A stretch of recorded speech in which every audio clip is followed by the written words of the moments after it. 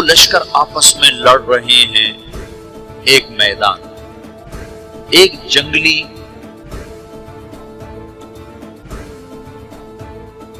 بدوؤں کا قافلہ، جنگل کے لوگ اپنے قبیلے کو لے کر، ایک جنگلی قبیلہ اپنے سردار کے ساتھ نقل مکانی کر رہا ہے ایک جگہ سے دوسری جگہ۔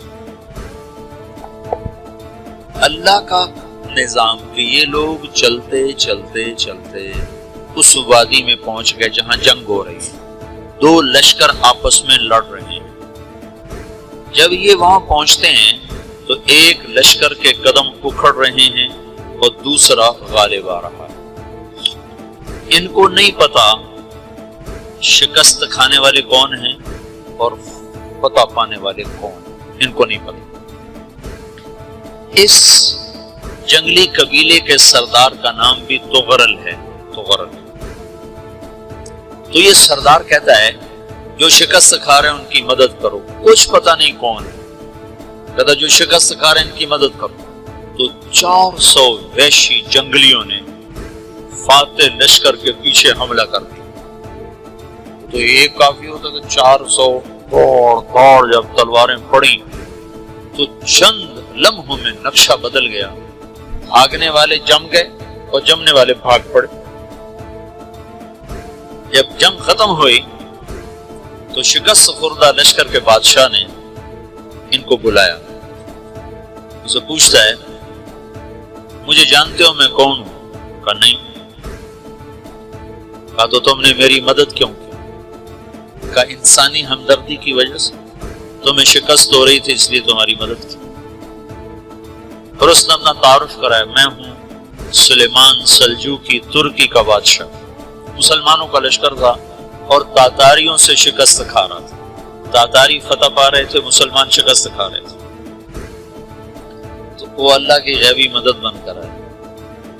تو وہ اس سے کہتا ہے میرے ساتھ رہنا پسند کرو، تم نے میرے اوپر احسان کیا ہے، میں اس کا بدلہ دینا چاہتا ہوں، میرے ساتھ رہنا پسند کرو؟ میں نے کہا کر لوں گا۔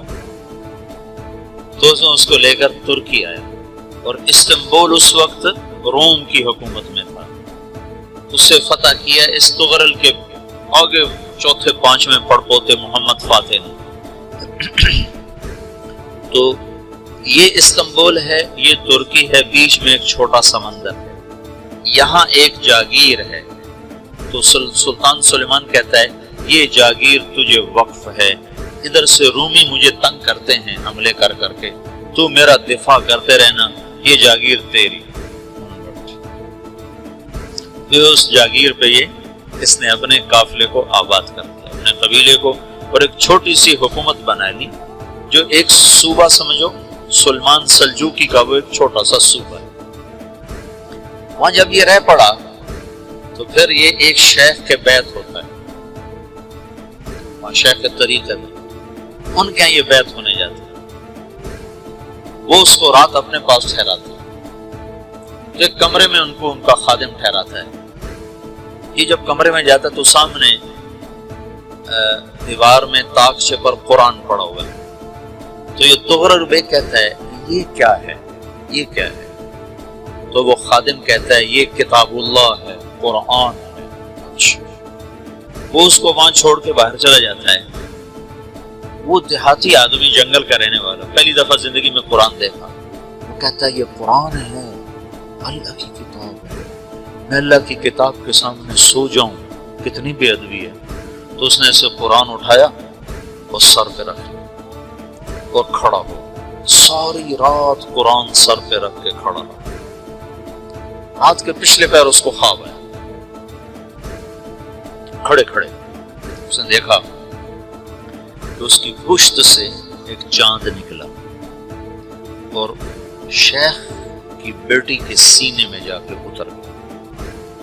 پھر اس لڑکی کے سینے سے ایک درخت نکلا جو پھیلتے پھیلتے پھیلتے 3 بر اعظم پہ چھا، افریقہ پر، یورپ پر، ایشیا۔ پھر اس کی آنکھ کھل گئی، وہ کھڑا ہوا ہے۔ تو اس نے صبح یہ خواب اپنے شیخ کو سنایا، تو انہوں نے اپنی بیٹی اس کے نکاح میں دی تھی۔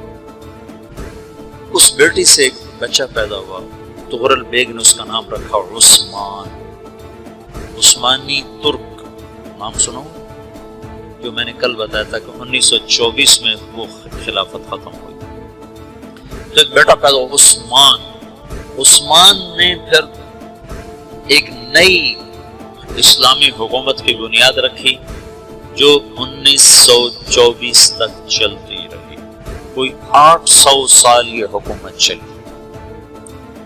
تو حکومت کا شرازہ بکھرا لیکن پھر جڑ جاتا تھا، اور وہ کرنے اول والا جوڑ کبھی نہ پیدا ہوا، ٹکڑے بن گئے۔ ان ٹکڑوں میں اللہ لوگ پیدا کرتا رہا جو دعوت دیتے رہے۔